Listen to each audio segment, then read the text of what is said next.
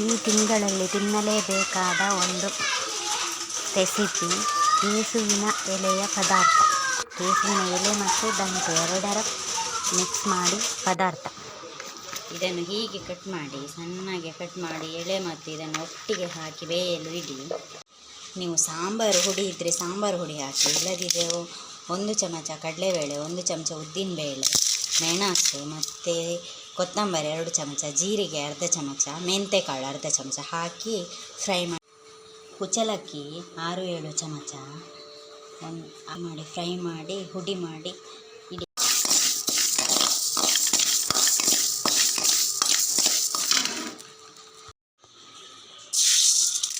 ಇಷ್ಟು ರೋಸ್ಟ್ ಆದಮೇಲೆ ಇದನ್ನು ಮಿಕ್ಸಿಗೆ ಹಾಕಿ ತರಿಯಾಗಿ ಹುಡಿ ಮಾಡಿ ಇಟ್ಕೊಳ್ಳಿ.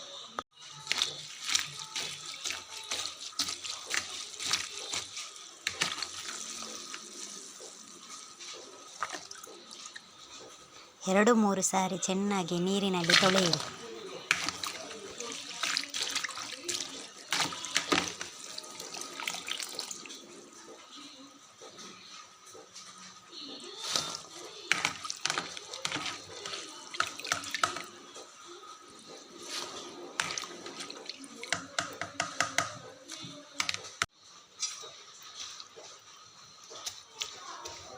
ಸ್ವಲ್ಪ ನೀರು ಹಾಕಿ ಬೇಯಲು ಇಡಿ.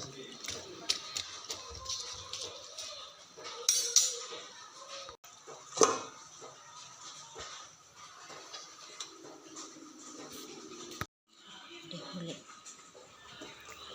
ಒಂದು ದೊಡ್ಡ ನಿಂಬೆ ಗಾತ್ರದಷ್ಟು ಹುಳಿಯನ್ನು ನೀರಿನಲ್ಲಿ ಹಾಕಿ ಕಿವುಚಿ ಇಡಿ.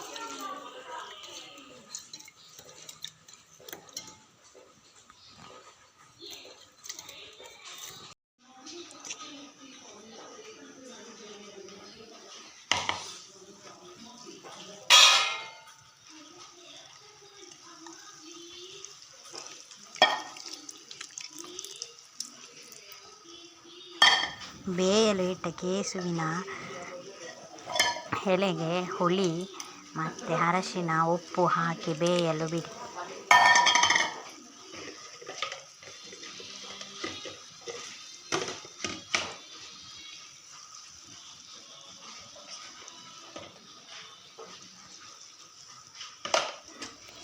ಚೂರು ಬೆಲ್ಲ ಹಾಕಿ.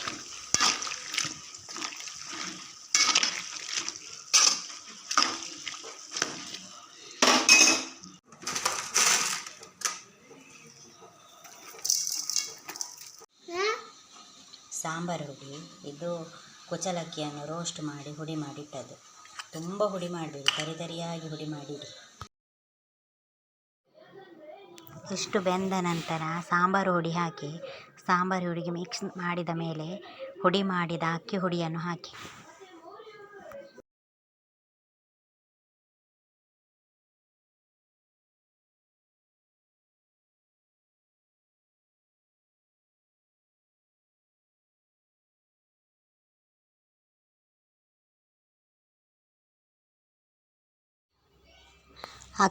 ಹುಡಿ ಮಾಡಿದ ಅಕ್ಕಿ ಹುಡಿಯನ್ನು ಹಾಕಿ. ಈಗ